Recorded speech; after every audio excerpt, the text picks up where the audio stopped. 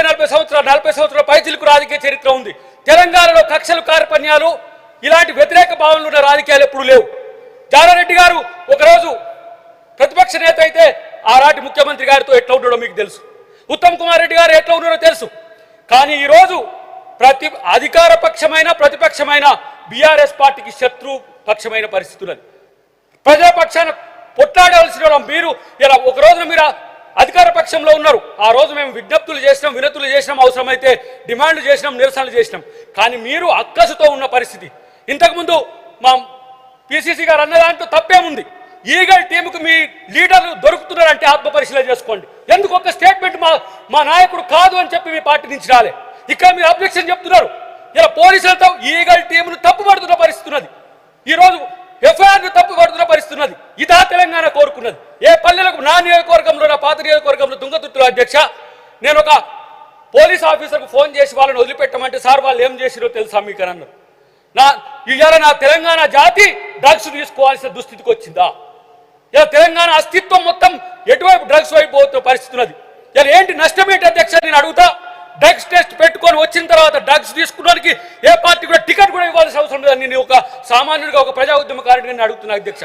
ఏ రోజైనా సరే వాళ్ళు వైట్ ఛాలెంజ్ అని గతంలో ముఖ్యమంత్రి గారు ఇక్కడనే అమరవీర స్తూపం దగ్గర తీసుకుంటే ఆ రోజు బీజేపీలో ఉన్న ఒక మిత్రుడు ఒప్పుకున్నాడు, ఇప్పుడు వాళ్ళ పార్టీలో ఉన్న ఒక మిత్రుడు కూడా ఒప్పుకున్నాడు. కానీ వాళ్ళు మాత్రం కోపంగా ఉన్నారు. ఈ రోజు కూడా వాళ్ళకు ఎందుకు ఆ కోపం? డ్రగ్స్ తీసుకోవాలని మనం ఆహ్వానిద్దామని ఆలోచించండి మిత్రులారా. నేను ఒకటే, కేవలం ఈరోజు బీఆర్ఎస్ ప్రతిపక్షం ఉన్నది, మమ్మల్ని ప్రశ్నిస్తుంది కాబట్టి మిమ్మల్ని ఏదో మేము అణచివేసే ధోరణితో ఈ ప్రభుత్వం ఉండదు అధ్యక్ష. ఇదే బీఆర్ఎస్ ప్రభుత్వం.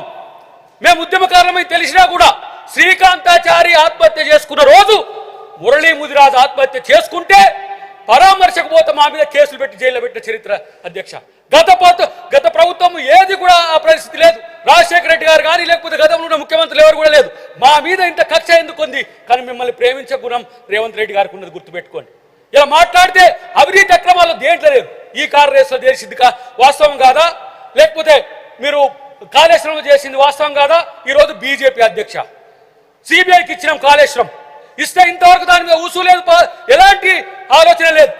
బీజేపీ ఈరోజు బీఆర్ఎస్ కు సపోర్ట్ చేయడం వలన వీళ్ళు ఈ ఎత్తుగా మరి వాళ్ళు రెచ్చిపోతున్న పరిస్థితి నాకు అనిపిస్తున్నది.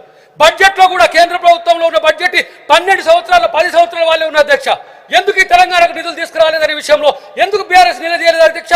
ఇప్పుడు కూడా మేము కేంద్ర ప్రభుత్వాన్ని ప్రశ్నిస్తుంటే వాళ్ళు మమ్మల్ని ప్రశ్నిస్తారు. కేంద్ర ప్రభుత్వం మీద కామ్గా ఉంటారు. మేము అనుకున్నాం ఒకటి ఏంటంటే 2 పువ్వులు ప్రేమించుకుంటున్నాయేమని. ప్రేమ కాదు, కాంగ్రెస్ మీద ద్వేషం.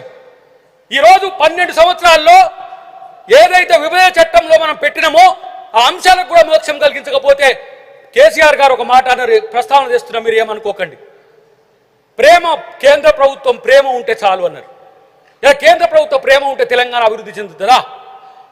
బీజేపీ మిత్రులు కూడా కాంగ్రెస్ ప్రభుత్వాన్ని ప్రశ్నిస్తున్నారు, పెద్ద ఎత్తున నిరసనలు చేస్తున్నారు. నేను అంటున్న బీజేపీ మిత్రులకు, ఎందుకు మీ కేంద్ర మంత్రులు ఉన్నారు, మీ పార్టీ ఉన్నది, మీ కేంద్ర ప్రభుత్వం ఉన్నది, ఎందుకు రాష్ట్రానికి నిధులు తీసుకురావడానికి మీరు ఒక పోరాటం చేయలేరని. ఇలా 42% రిజర్వేషన్ల బిల్లు బీసీలకు తెస్తే బాధ్యత కేంద్రం మీద ఉంటే రాష్ట్ర ప్రభుత్వాన్ని ఇలా అబాసుపాలు చేసే ప్రయత్నం చేస్తున్నారు. ఎందుకు బీఆర్ఎస్ లో ఉన్న బీసీ మిత్రులు లేకపోతే బీజేపీలో ఉన్న బీసీ మిత్రులు ఎందుకు ఈ ప్రభుత్వానికి సహకరించి కేంద్రం మీద పోరాడటానికి ఎందుకు మీరు సిద్ధపడలేదో ఆలోచించుకోవాల్సిన అవసరం ఉంది. ఎన్ని అంశాలైనా సరే గుడ్డిగా కాంగ్రెస్ ప్రభుత్వ వ్యతిరేకత తప్పితే ప్రజా అనుకూల నిర్ణయాలు మీరు లేరనే విషయాన్ని మీకు అర్థం చేసుకోవాల్సిన అవసరం ఉంది. ఈరోజు మేమందరం కూడా ఉస్మాన్ యూనివర్సిటీలో చదువుకున్న వాళ్ళే కదా, డాక్టరేట్ తీసుకున్న వాళ్ళమే కదా.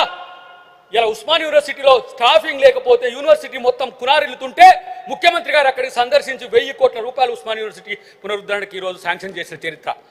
ఇలా ప్రతి యూనివర్సిటీలో కూడా ఆ తరహా తీసుకురావాలని ఒక ఆలోచన వచ్చింది. ఎందుకు విద్యాలయాలు మీరు క్లోజ్ చేయాలనుకున్నారు?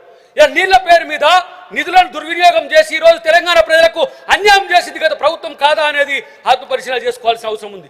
నేను అంటున్నా, రేవంత్ రెడ్డి గారు ఈరోజు మీకు ఇష్టం లేకపోవచ్చు, రేవంత్ రెడ్డి గారు మీ ప్రభుత్వాన్ని ఓడగొట్టి ముఖ్యమంత్రి అయిన ఒక అక్కసు ఉండొచ్చు కాక, కానీ రేవంత్ రెడ్డి గారు ఒక సామాన్య యువకునిగా సమాజం కొరకు ఆలోచిస్తున్న ఆలోచనలు మీరు ఆలోచించండి. ఎందుకు మీరు ఆ ఆలోచనలో మీరు లేరో ఒకసారి ఆత్మపరిశీలన చేసుకోండి. కేవలం రేవంత్ రెడ్డి గారు ముఖ్యమంత్రి అయింది కాబట్టి రేవంత్ రెడ్డి గారి మీద దుర్భాషలాడమో, రేవంత్ రెడ్డి గారి మీద దుష్ప్రచారం చేయడమో, రేవంత్ రెడ్డి గారి మీద ఈ దేశంలో కాకుండా ఇంకో దేశంలో ఏదో సోషల్ మీడియాలు పెట్టుకొని ఇలా ఏం ఇష్టం వచ్చినట్టుగా ప్రచారం చేయడం కాదు. రండి, మూసి ప్రక్షాళనకు సంబంధించి, మూసి పునరుజ్జీవానికి సంబంధించి మీరు కలిసి వస్తే సమస్య ఏంది? 4 ఫేసులు 5 ఫేసులుగా ఉన్న వాటిని ఇలా హైదరాబాద్కి అత్యంత రిచెస్ట్ కంపెనీస్ ఇలా హైదరాబాద్కి రావడానికి, ఫార్చ్యూన్ 500 కంపెనీస్ రావడానికి సిద్ధంగా ఉన్నాయి. కానీ మీరు ఎందుకు సహకరిస్తలేరో మీరు ఆత్మపరిశీలన తీసుకోవాల్సిన అవసరం ఉంది. తెలంగాణ గ్రామీణ ఇలా ప్రజలు ఈ ప్రభుత్వం పట్ల ఉన్న ప్రేమ వివిధ పథకాల రూపంలో మాకు తెలుస్తున్నది మిత్రులారా. కాబట్టి నేను అంటున్నా అధ్యక్ష, కేవలం రాజకీయ కోణం మాత్రమే ఆవిష్కరించేటట్టుగా మన సభలు జరగొద్దని మీకు విజ్ఞప్తి చేస్తున్నా అధ్యక్ష. రాజకీయాల కోసమో పొలిటికల్ కాంట్రాక్ట్ కోసం ఇది పెద్దల సభ అధ్యక్ష. చిన్న పిల్లలమైనా మాకు ఇక్కడ అవకాశం మిత్రులు, నాకు వెంకట్ లాంటి మిత్రులకు కూడా చిన్న వాళ్ళమైనా సరే, కానీ ఈ సభను చూస్తున్న ప్రతి ఒక్కరు సభ నన్ను రిప్రజెంట్ చేస్తున్నది అని చెప్పి ఒక ఆలోచనతో రావాలి. నేను అంటున్నా ఈ సభా వేదికగా, ఎందుకు మీ ప్రతిపక్ష నాయకుడు రాలేకపోతున్నారో, లీడర్లెస్ పార్టీ అంటే బాధపడుతున్నారు కదా మీరు, అంటే ఇది కూడా సబార్డినేషన్కి ఇస్తారా? ఇది మన రాజరికమా? రాజు తర్వాత రాజు కొడుకు, రాజు అల్లుడు, రాజు బిడ్డ ఇట్ట వచ్చేటట్టు ఏమైనా ఉందా? ప్రజాస్వామ్యంలో ఎన్నుకోబడ్డ వాళ్ళే ఉండాలి. కానీ మీ పార్టీలో, మీ ప్రభుత్వంలో ఎప్పుడు కూడా పరిస్థితి లేదు. కానీ ఇప్పుడు మీరు కాంగ్రెస్ పార్టీని చూస్తే మల్టిపుల్ రిప్లికా, ఇది ఈ తెలంగాణ సమాజం యొక్క రిప్లికా కనబడుతుంది. కాబట్టి నేను అంటున్నా, ఒక రోజున కేసీఆర్ గారు కూడా మా ఉద్యమ సహచరుడే, కానీ ఉద్యమాన్ని గౌరవించే సంస్కృతిని కోల్పోలే.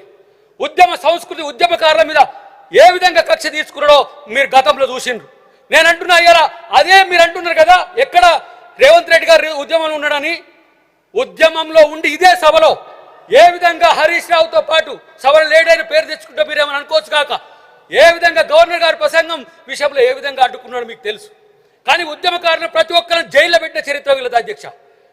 అది ఆ రోజు జేఏసీ చైర్మన్గా ఉన్న కోదండరామ్ గారిని కావచ్చు, ఆ రోజు ఈ రోజు కూడా ఉన్న కృష్ణమాది గారిని కావచ్చు, మాలాంటి వాళ్ళని కావచ్చు, ఎవరు కేసీఆర్ని వ్యతిరేకిస్తే వాళ్ళని జైల్లో పెట్టిన చరిత్ర అధ్యక్ష. మా లాంటి వాళ్ళ మీద కాంగ్రెస్ పార్టీకి వచ్చినామంటే కూడా రాజకీయ ఒక అక్కసుతోనే ఈ రోజు తన కుటుంబాన్ని పెంచి పోషించాలనే ఉద్దేశంతో ఉన్నారు తప్పితే మరొకటి కాదు. ఇప్పటికైనా బీఆర్ఎస్ మిత్రులకు చెప్తున్నా, రాజకీయం కేవలం ఒక కుటుంబానికో ఒక వ్యక్తులకు సంబంధించిన అంశం కాదు. ప్రత్యేకించి తెలంగాణ అది కాదు, తెలంగాణ సహించదు. తెలంగాణలో ఇలాంటి రాజకీయాలను చిల్లు చేటు కొట్టేయాలా, కేసీఆర్ కుటుంబాన్ని ఎలా పతనం చేసే చరిత్ర. కాబట్టి ఇప్పటికైనా కనీసం సమస్యల మీద చర్చించే ప్రయత్నం చేయండి, సమస్యల కోసం తీసుకొచ్చే ప్రయత్నం చేయండి. కానీ ఎవరో ఆయన చెప్తే ఈయన చెప్తే ఆయన కొడుకు అనేది ఇది రాజ్యం కాదనే విషయాన్ని తెలుసుకోవాల్సిన అవసరం ఉంది. మిత్రులారా, నేను ఒకటి చెప్తున్నా, మీకు చిత్తశుద్ధి ఉంటే బీజేపీ ప్రభుత్వం మీద పోరాడే దమ్ముందా ఇలా ఆలోచించండి అని చెప్తున్నా. బీజేపీ ప్రభుత్వం మీద ఎందుకు పోరాడతలేరు మీరు? ఇలా ఏ బడ్జెట్లో కానీ రైల్వే లైన్లు కావచ్చు, ఇలా కేంద్ర ప్రభుత్వ ప్రాజెక్టు కావచ్చు, ఇక్కడికి వచ్చే వాటిని కూడా ఇలా కేంద్ర ప్రభుత్వం అడ్డుకుంటున్న పరిస్థితి. అంటే తెలంగాణ అంటే కాంగ్రెస్ విమర్శించడానికే మీరున్నారా? బీజేపీ గురించి పట్టించుకోరా? బీజేపీ బడ్జెట్లో మనకు చూపించిన ఏదైతే వ్యతిరేకత ఉందో కనీసం రిప్లికా కూడా వాళ్ళు చేసే పరిస్థితులు లేరు అధ్యక్ష. కాబట్టి నేను అంటున్నా, ఇలా తెలంగాణ ప్రజలు కాంగ్రెస్ పార్టీని ఏ విధంగా కోరుకున్నారో మొన్న మున్సిపల్ ఎలక్షన్లో కూడా మీకు అర్థమయ్యాలి. జూబ్లీహిల్స్ ఎలక్షన్స్ అర్థం కావాలి, ఎంపీ ఎలక్షన్స్లో 0 వచ్చినాయి అర్థం కావాలి. ఇలా ఏదైతే కంటోన్మెంట్ ఎన్నిక ఉందో అక్కడ కూడా లేరా? ఏమైనా సరే సర్పంచ్ ఎన్నికల్లో, రేపు ఎంపీటీసీ జెడ్పీటీసీ ఎన్నికల్లో కూడా అదే పరిస్థితి వస్తుంది.